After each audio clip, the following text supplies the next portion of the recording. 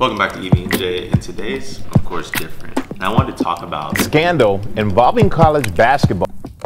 It's only right if we're talking about college, right? The FBI case, if you don't know, timing of events first. September 26th, the FBI and the United States Attorney, basically September 26th, they break news that they arrested 10 men, including 4 assistant coaches at top-tier programs arrested on corruption charges. And that goes on, whatever. Players, they start naming players who've been involved. So you have players from Markelle Fultz with the Sixers to Dennis Smith Jr. with the Mavericks, Isaiah Whitehead, Kyle Kuzma, PJ Dozier. I mean, the list goes on, right?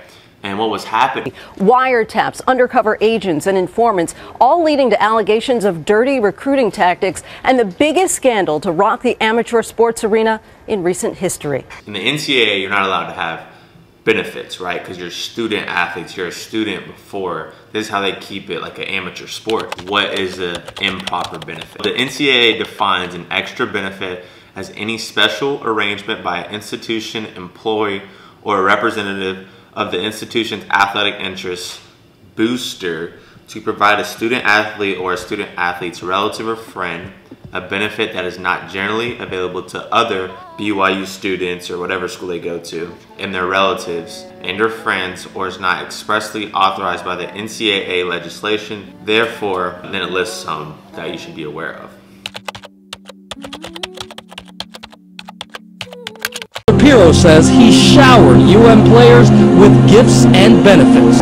A Yahoo Sports investigation published Tuesday says at least 72 athletes were involved in an 8-year run of rampant NCAA rule breaking. Shapiro has said he bought players things like clothing, jewelry, and access to his yacht. This is one of the things they said you should be aware of. A student athlete cannot use a Department of Athletics copy machine. We work too hard and they are not giving us any respect. They're not paying us right and we're working so hard. Fax machine. So hard. Or make a long distance telephone call using department equipment. What? Are we helping or hurting the players?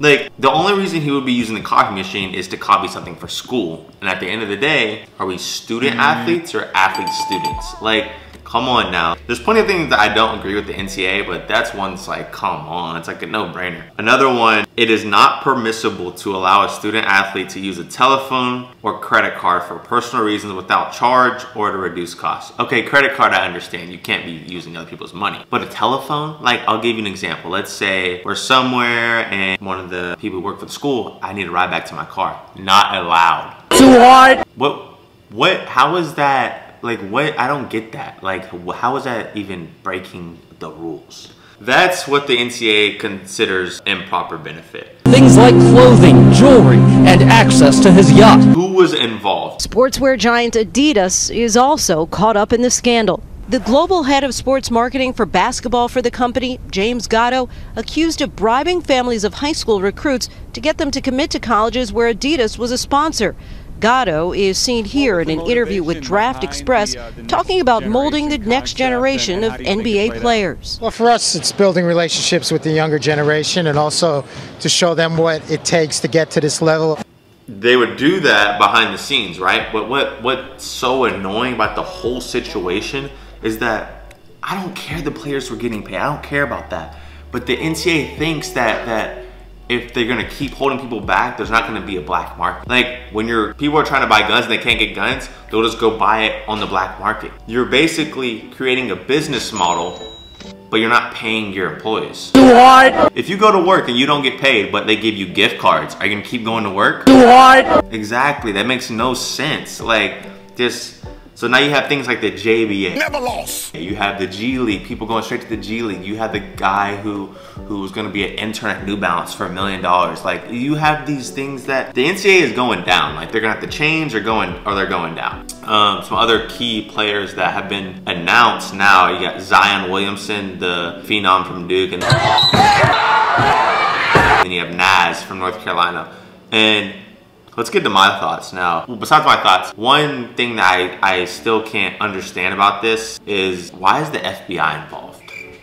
Like, the NCAA is not like you shoot somebody out in the street and you go to jail for that. Like, yeah, they were doing something that they shouldn't be doing, but why is the FBI involved? Like, why are people going to jail for this? If you know that, comment below and let me know, because I'm actually genuinely interested. I know it has something to do with like the way the money was put, or whatever. Maybe it has to do with taxes, but this is my opinion. No. And when you do something and people are making money off of it, the person who's doing something should get paid, right? Hold on.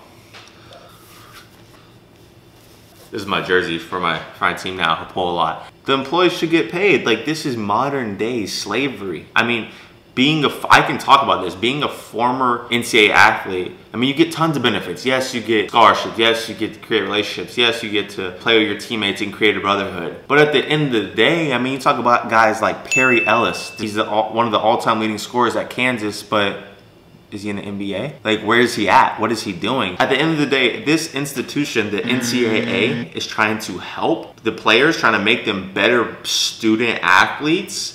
Then how about let's set up something where they can have the money at 30 or have the money at 40, you know? If you graduate, you get this money. There's no incentive right now to stay in college. What's the incentive? Yeah, you get an education. Yeah, you get to create, there's lasting memories on the team that are priceless, but besides that, at what point are we gonna start looking out for the workers? We work too hard. The people doing the jobs. Fast food workers across the country stage a wildcat strike for higher pay. We work too hard and they are not giving us any respect. They're not paying us right and we're working so hard. Like, for instance, I got suspended yesterday because I got sick. The company needs to realize that they can't continue to profit without us. Like, that makes no sense. You have these arenas getting filled up with 20,000 people, and the people that are playing are like zoo animals. They're not even getting paid. It brings me so much frustration because people are like, no, you get a scholarship, you get the... Okay, I get a scholarship that I really can't do what I want to do because my time constraints are for basketball. If you want to be a doctor at the age of 13, if you can go and pass the MCAT, are you a doctor? So we just plug these in here. Mastering quantum physics is impressive on its own, but what's most remarkable about Carson Hui Yu as the second derivative of position with respect to time is that he's only 14 and he's graduating from Texas Christian University today. I was 10 graduating high school, so it's really the only thing that I could do. It's not like I could stay at home for 8 years just doing nothing.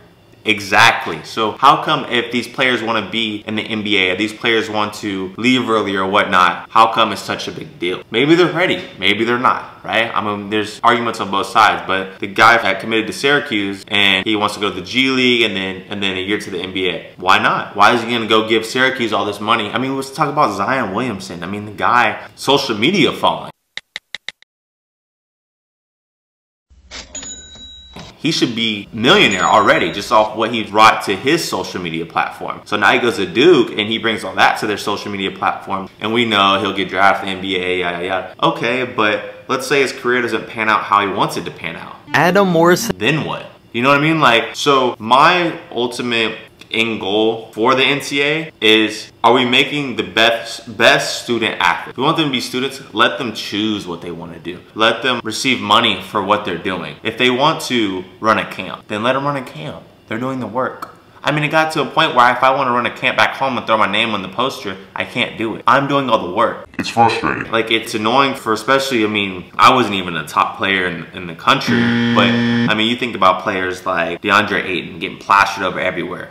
Yeah, he's a millionaire now, but it doesn't always work like that. You have plenty of top college athletes who are college phenoms and then get to the NBA, it doesn't pan out. Adam Morrison was a superstar player when he played at Gonzaga, averaging nearly 30 points a game. So when he got taken 3rd overall, and only made it 4 seasons in the league, playing a total of 161 games with a 7.5 point per game average, before no NBA teams wanted to pick him up anymore, is what made him one of the biggest busts in NBA history. These are guys that could have made millions of dollars off their name in their local towns and stuff like that. So my question for you guys is, what do you think the solution is to this problem? How do we correct the NCAA? Do we just start paying them? And there's plenty of problems with that because now smaller schools can't compete with the bigger schools. So again, my solution is you set up a fund where money goes into, you get it when you're 30. So you get it when you're 30, you get it when you graduate, and you can also make money off your name. Yes, I understand. The people at the bigger schools are gonna make more money. Yes, I know. There has to be some reward for what you've done. The NCAA wasn't there when you were 8 and doing your ball handling drills. You made that name for yourself. Like, you did that. You know what I mean? Like, Jimmer Fredette made that name for himself. Yeah, BYU got him there, but Jimmer was hitting the shots. Jimmer was putting the work in. Jimmer was doing this. But then you have like coaches like Bill Self who are making $5 million a year. Yeah, they're a great coach. Great, but he's not putting the ball in the basket. All around the world. You know what I mean? Like, does that make sense? Like, this is annoying because I know how players feel, but they never really can say what they want to say. And now that I'm kind of on the other side, I feel like I can say what I want to say. But let me know what you think. We'll do another video on this talking about what's the update on this situation. And until next time, we'll see you guys.